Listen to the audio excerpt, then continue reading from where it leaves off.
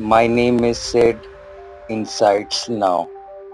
MP Cold Reef cup syrup tragedy.